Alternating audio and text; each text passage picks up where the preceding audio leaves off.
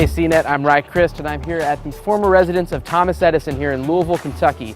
For 134 years, his incandescent light bulb reigned supreme, but that is all starting to change thanks to recent legislation that mandates stricter efficiency standards for lighting. And that means that new bulbs like LEDs and CFLs are starting to become the new normal. This means that replacing your lights is going to be a whole lot different from here on out. But don't worry, because CNET's got you covered with a handy buying guide. So come on, let's talk some lights.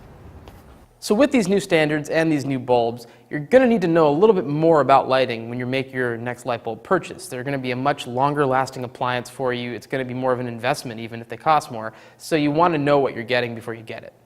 The first most important thing you need to learn is what a lumen is. And that is a unit of brightness. A lumen just tells you how bright a light is. The more lumens a light has, the brighter it's going to be. So when you're looking at two bulbs and you want to compare exactly how bright they're going to be, just look at the lumens. Don't worry about the wattage, don't worry about anything else. The lumens are going to tell you how bright it is. It's a concrete number. The more lumens, the brighter it is.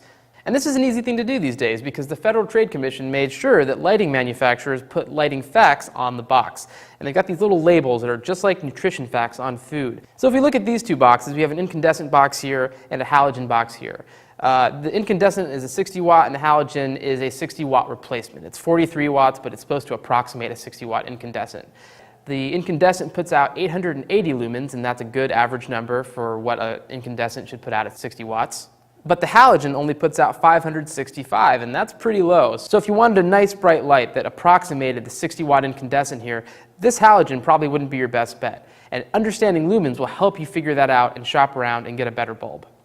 The other principle that you're really going to want to know and understand is color temperature. The way this works is you've got a scale of temperature from 2700 degrees Kelvin or so to 6000 degrees Kelvin. And the confusing part is that lights on this end of the spectrum, the low end, are considered warm lights. And as they get hotter in terms of color temperature, they're called cool lights. So it is confusing. It's not ideal. But just understand that warm lights are yellow on the low end of the spectrum and cool lights are blue on the high end of the spectrum. Incandescents have always lived here on the yellow end of the spectrum, and CFLs and LEDs have been thought to sit on the blue end, but that's not true anymore. There are plenty of bulbs across the spectrum when it comes to CFLs and LEDs, so you're going to have plenty of options. So if someone tells you that the new energy standards mean the end of yellowy incandescent style light, that's just simply not true. To help you find these options, to make it really easy, the manufacturers even color code their packaging in many cases.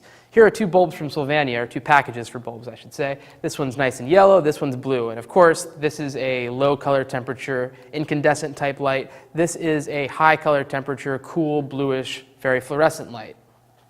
And finally, you're going to want to be aware of the fact that there are a lot of emerging smart light options on the market. You can find bulbs that you screw in and use Bluetooth or Wi-Fi to control from your phone, bulbs that you can connect with an existing home automation system like Insteon or Nexia and sync up with your smart locks and with your thermostat and with all sorts of devices. And they're really kind of cool to play with. They add a lot of functionality and make your life a little easier.